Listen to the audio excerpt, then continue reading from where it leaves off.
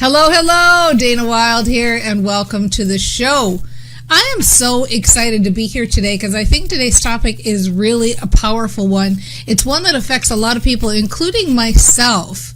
You know, I don't know what it is about the human mind. I mean, they talk about, the negative bias, and they talk about, these things where we have a tendency, we can be out in the world and we could have 100 people that we're speaking to and 99 love us and one person doesn't. And it's that feeling of like, oh, why don't they like me? Oh, like me, right? And I'm as guilty of it as anybody. I mean, it's definitely something that's real. The fear or the concern or the wanting to be liked, a few people don't have that button. And they're out there. There are some of those people, and I mean, sometimes I envy them, who just do and say outrageous things and they just don't care. All of those rock stars bashing up hotel rooms and throwing stuff out the window because there aren't green M&Ms, more power to you. But most of us in the world, we do have that thing where we want to be liked. And so let's talk about that. And liked maybe isn't the right word, but it's that feeling of criticism, or there are going to be people who disagree with you, or you're going to be judged, all of that stuff.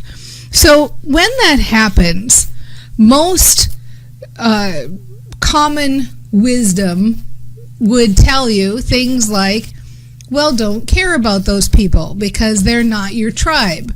You really only want to attract people who get you and who think like you. And there's validity in this wisdom. Without a shadow of a doubt, there is validity in the idea that if you are out there and you're saying something that's controversial or that is a firm opinion, like I come out here all day, every day and say, action is not what builds your business. Well, this is not a popular viewpoint in most of the world. Most of the world is like, what? Are you kidding? It's all about hustle. It's all about grind. It's all about work more. But I know this to be true. And so when you come out and you give a viewpoint, those people who don't agree with you will go away. And that's a good thing. So there is validity to the idea of get out and speak your truth, because it's a sieve. It's a filter. It's a way to let those people who aren't in your tribe, who don't think the things that you think, who aren't in your idea of what your philosophies are in life, to just go away, because they aren't going to listen to you. They're going to think you're crazy, and they're going to say, this person doesn't know what they're talking about, and that's a good thing. You want that filter. You want to be clear enough in your message that you attract the people that you want, but you also repel the people that you don't want. If somebody wants to come into this tribe and they want to whine or complain or blame other people or be a victim, go away. I don't want you here. I want you to go find the groups of people to hang out with who want to listen to that and who want to let you be yourself wherever that is, but not here, not in this tribe, right? So that's all valid.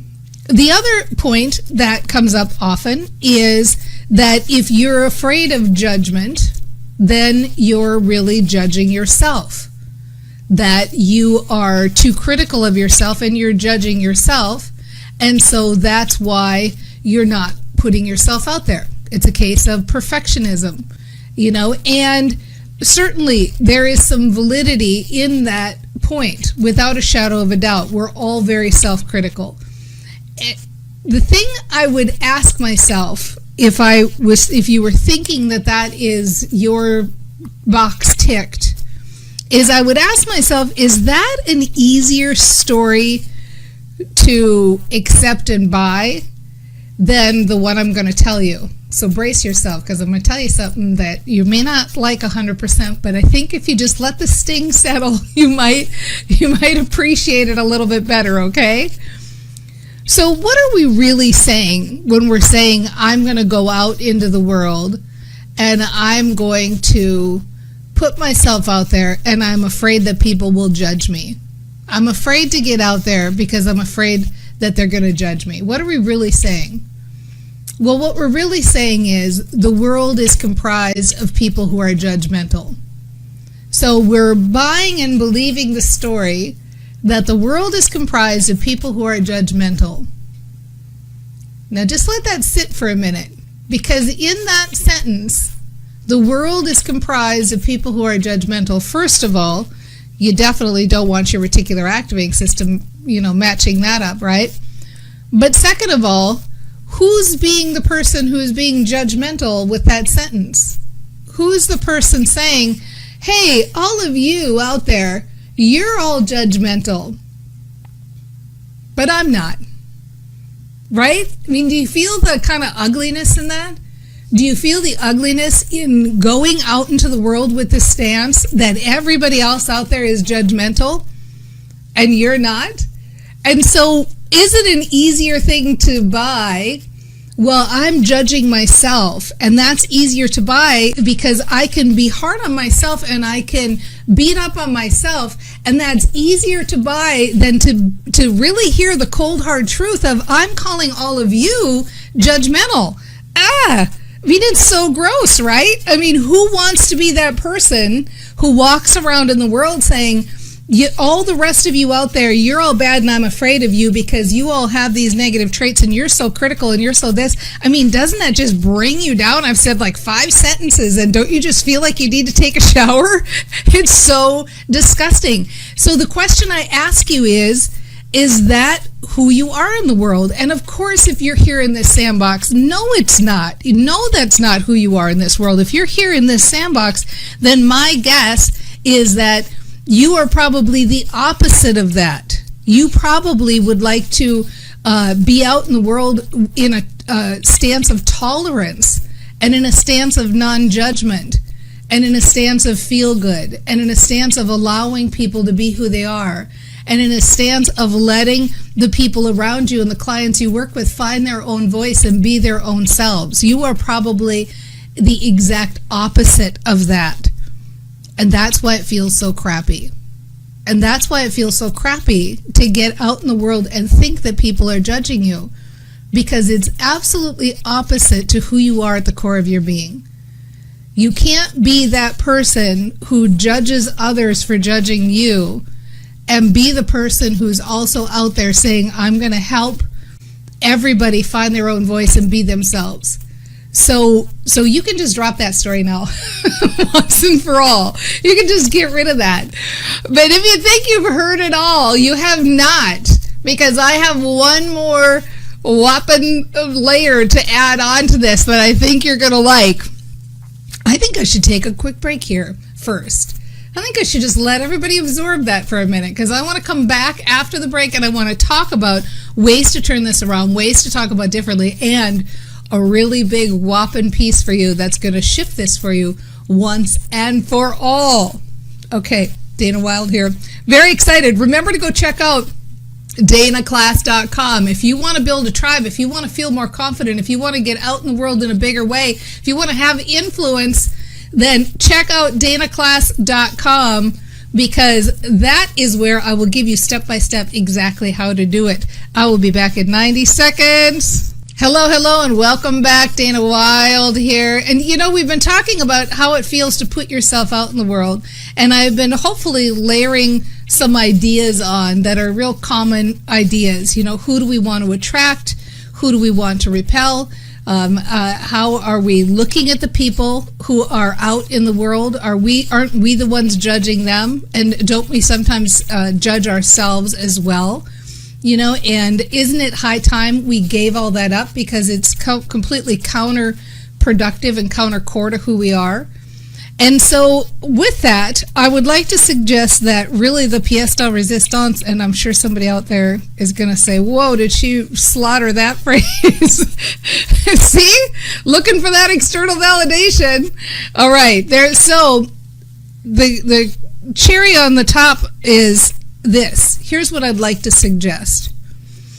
When you are feeling that moment of feeling like I'm afraid to put myself out there, or I'm afraid of being judged, or I'm feeling unsteady, or I'm not feeling good, I would start, instead of making that a big thing about beating yourself up, about judging yourself, that you're not putting yourself up there, or instead of making it a big deal about beating everybody else up, like everybody else is so negative they're going to be judging me, why don't we take the easy route? And why don't we look at it as if we're having those feelings, that those feelings are really just signals telling us that we're not really in emotional alignment at that moment. Okay? You know, we sometimes think that we want to, as brain trainers, feel good all the time. And so when we feel bad, when we're having a moment where we're critical or we're angry or we're having a moment where we don't feel 100%, we don't expect it. We expect to feel good all the time because we're getting good at this now. We're getting good at getting the good feelings flowing. We're getting good at getting the good movement flowing, all of that. And so start taking these other little subtle things, you know, little swings in your mood or swings in your emotions. They don't have to be these big roller coasters. They can be little signals. And you've got that little signal that says, you know, I'm a little afraid to put myself out there today. I'm a little afraid to do this live stream. Well, that's the time to know that's when it's time to do the work. And what do I mean by the work? I'm talking about clarity. When you have clarity, when you feel 100% clear about your message, about what you're trying to say, about the sureness and knowingness you have about what you're trying to deliver, about who you're trying to help, about why you're the person to deliver that message, when you are 100% emotionally aligned and feeling good, and let the momentum move and know that you're saying stuff that's going to help people, and lost in the message and lost in the mission and lost in the purpose, you don't have that feeling of fear of putting yourself out there.